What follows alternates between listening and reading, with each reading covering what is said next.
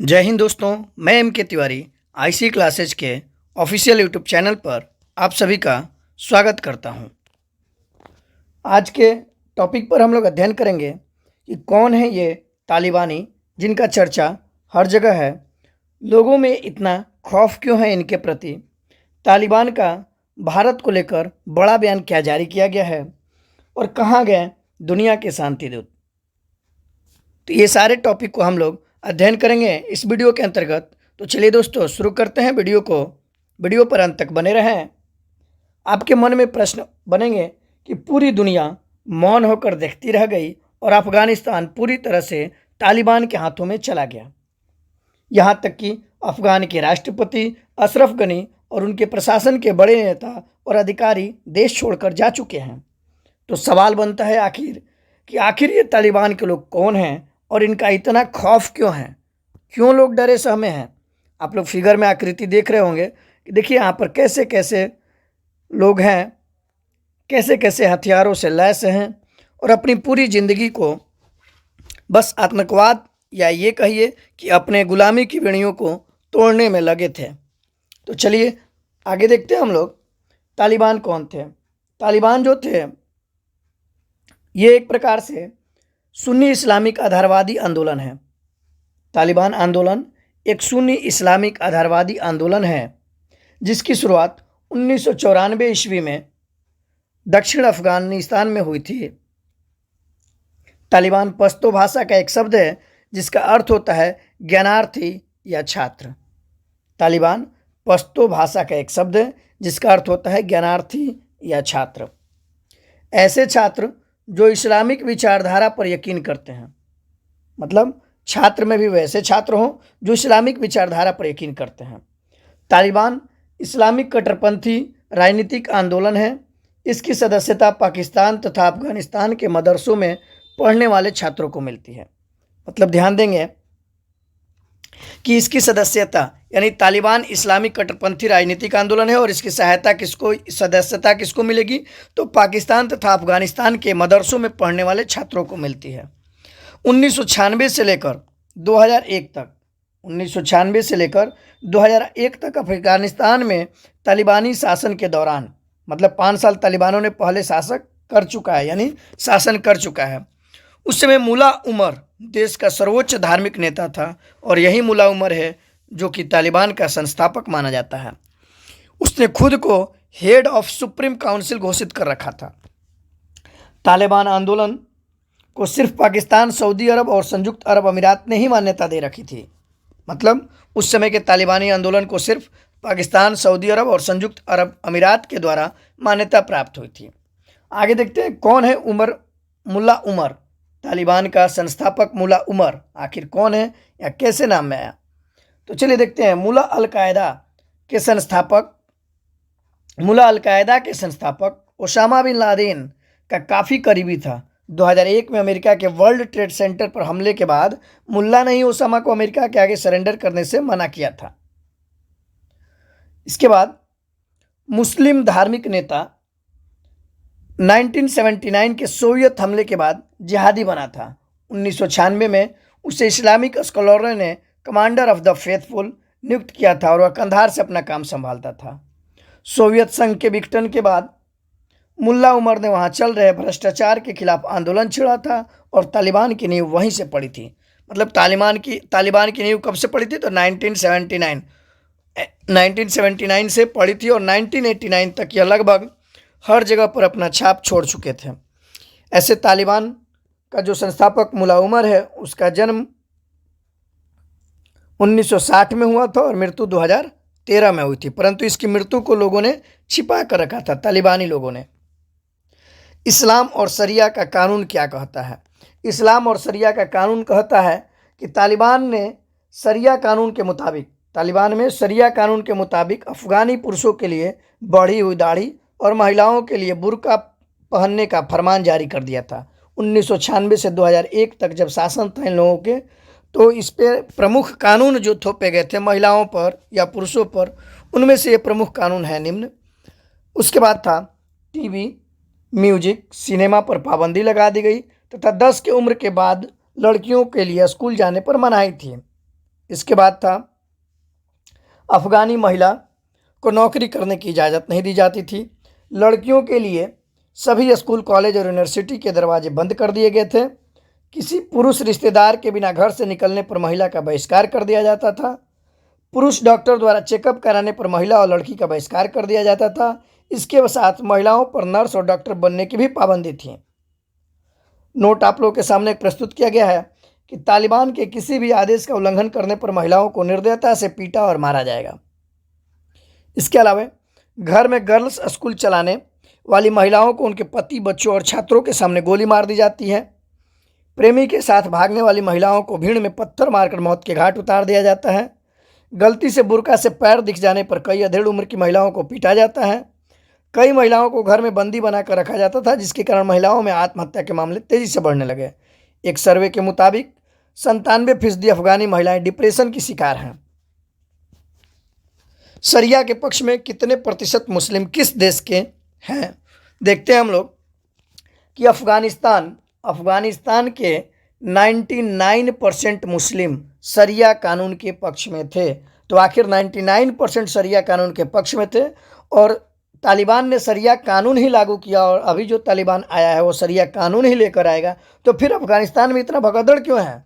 जब आप 99% लोगों ने कहा कि नहीं शरिया कानून को लागू किया जाए, तो फिर तालिबानियों से इतना डर क्यों? पाकिस्तान के 84% मुसलमान चाहते हैं कि शरिया कानून लागू हो। बांग्लादेश के 82% मुसलमान चाहते हैं।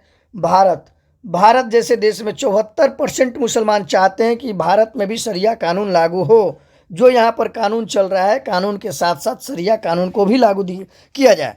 समझिए, भारत जैसे देश में 74% लोग मुस्लिम जो हैं वो चाहते हैं। मलेशिया के 86% मुस्लिमों का मत है कि शरिया कानून लागू होना चाहिए। थाईलैंड का 77%, इंडोनेशिया का 72%, किर्गिस्तान का 35%, तजाकिस्तान का 27%, तुर्की का 12%। देखिए, तुर्की जो केवल 12% है, रूस केवल 27% है, कजाकिस्तान या कजाकिस्तान 10% है, अल्बानिया 12%, बोस्निया हर्ज 15%, कोसोवो 20%, अजरबैजान 8%। जो मुस्लिम कंट्रियाँ उसमें से देखिए ज़्यादातर ने कम ही चाहा है। ये आंकड़ा कहाँ से उठाया गया है? तो देख लीजिए, PEW रिपोर्ट के अनुसार ये आंकड़ा प्रस्तुत किया गया है आप लोग के सामने। जल्दी से इसे स्क्रीनशॉट कीजिए, आगे बढ़ते हैं हम लोग। तालिबान सत्ता के 5 हकदार। तालिबान सत्ता के यही 5 हकदार हैं जिन पर टोटल तालिबान सत्ता निर्भर है। पहला है अब्दुल अखुंदजादा, दूसरा है अब्दुल गनी बरादर, तीसरा है मोहम्मद याकूब, चौथा है सिराजुद्दीन हक्कानी और पांचवा है अब्दुल हकीम। इनके भाषा में इनको अमीर अल मोमिनीन कहा जाता है। अमीर अल मोमिनीन का अर्थ होता है विश्वासियों का कमांडर या वफादारों का नेता। विश्वासियों का कमांडर या वफादारों का नेता। पहला मौलवी हिबतुल्लाह अखुंदजादा। मौलवी अब्दुल्ला हिबतुल्लाह अखुंदजादा, इसे फतवों का मास्टर भी कहा जाता है। फतवों का मास्टर मतलब कि सबसे ज़्यादा फतवा यही जारी करता है। अरबी में हिबतुल्लाह का अर्थ होता है ईश्वर का तोहफा। अपने नाम के उलट हिबतुल्लाह अखुंदजादा क्रूर कमांडर है। लोगों को हाथ काटने का, ये जान से मारने का ऑर्डर यानी फतवा जारी यही करता है। हिबतुल्लाह अखुंदजादा 1961 के आसपास अफगानिस्तान के कंधार प्रांत के पंजवई जिले में पैदा हुआ। बाद में वो कंधार चला गया और वहाँ से एक मदरसे का मौलवी बन गया। ये मदरसा तालिबान फाउंडर मुल्ला उमर चलाता था, जिसमें 1 लाख से ज़्यादा स्टूडेंट पढ़ते थे और उन सभी को तालिबानी शिक्षा दी जाती थी। हिबतुल्लाह अखुंदजादा इस्लामिक अमीरात अफगानिस्तान में शरिया अदालत का चीफ जस्टिस भी था। इसके अलावा मुल्ला मंसूर की मौत के बाद 25 मई 2016 को हिबतुल्लाह अखुंदजादा को तालिबान की कमान सौंपी गई। तब से वह इस टॉप समूह की अथॉरिटी है या इस समूह की टॉप अथॉरिटी है। इसका फैसला ही अंतिम फैसला होता है, यानी मौलवी हिबतुल्लाह अखुंदजादा की फैसला अंतिम फैसला होता है। इसका उम्र लगभग 60 वर्ष है। मुल्ला अब्दुल गनी बरादर आप लोग फाइल में फ़ोटो भी देख सकते हैं इसका, और यह जो है राष्ट्रपति का प्रबल दावेदार अभी माना जा रहा है। मुल्ला अब्दुल्ला गनी बरादर उन 4 लोगों में से एक है जिन्होंने तालिबान का गठन किया था। वो तालिबान के फाउंडर मुल्ला उमर का डिप्टी था। 2001 में अमेरिकी हमले के वक्त वो देश का रक्षा मंत्री भी था। 2010 में अमेरिका और पाकिस्तान के एक ऑपरेशन में बरादर को गिरफ्तार कर लिया गया, परंतु शांति वार्ता के लिए अफगानिस्तान सरकार ने बरादर की रिहाई की मांग की तथा सितंबर 2013 में उसे रिहा कर दिया गया। यानी पाकिस्तान और अमेरिका का सैन्य अभियान के द्वारा जो पकड़ा गया था, पुनः इसको रिहा कर दिया गया 2013 में। इसके बाद 2018 में जब तालिबान ने कतर के दोहा में अपना राजनीतिक दफ्तर खोला, वहाँ अमेरिका से शांति वार्ता के लिए मुल्ला अब्दुल गनी बरादर ही गया था। वह हमेशा अमेरिका के साथ बातचीत का समर्थन करता है। इंटरपोल के मुताबिक मुल्ला बरादर का जन्म उरुजगान प्रांत के देरा उड़ जिले के बिटमाक गांव में 1968 यानी 1968 में हुआ था। माना जाता है कि उनका संबंध दुर्रानी कबीले से है। वही दुर्रानी जो पूर्व राष्ट्रपति हामिद करजई भी थे। तीसरा है मुल्ला मोहम्मद याकूब। मुल्ला मोहम्मद याकूब तालिबान के फाउंडर का बेटा है, यानी वही तालिबान जो मुल्ला उमर थे उनका यह बेटा है। और तालिबान की रहबरी शूरा जो कि पाकिस्तान के क्वेटा शहर में चलता है, तालिबान की रहबरी शुरा ने मोहम्मद वाकिब को मिलिट्री विंग का कमांडर नियुक्त किया था। मोहम्मद याकूब अब कमांडर मुल्ला याकूब बन चुका है। कुछ एक्सपर्ट मानते हैं कि तालिबान की मौजूदा लीडरशिप में मुल्ला याकूब सबसे नरमपंथी रवैये वाला नेता है। अलकायदा की तरह वह अमेरिका और दूसरे पश्चिम देशों का दुश्मन नहीं है। 2016 में यह सबसे पहले आया था सामने और कहा था कि अखुंदजादा को तालिबान चीफ बनाया जाए और उसका समर्थन किया था। हमला कहाँ करना है यह याकूब ही बताता है। अगला है सिराजुद्दीन हक्कानी। हक्कानी जो है हैकर की तरह आत्मघाती हमलों का मास्टरमाइंड है और हक्कानी नेटवर्क भी चलाता है।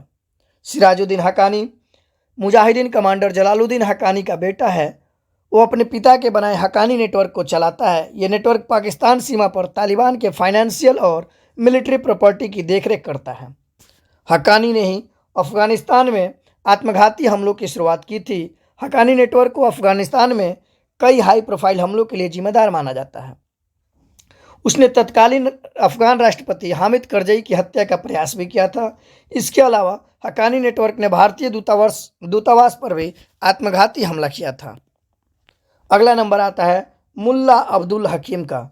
मुल्ला अब्दुल हकीम को शरीयत का जानकार और चीफ जस्टिस भी कहा जाता है।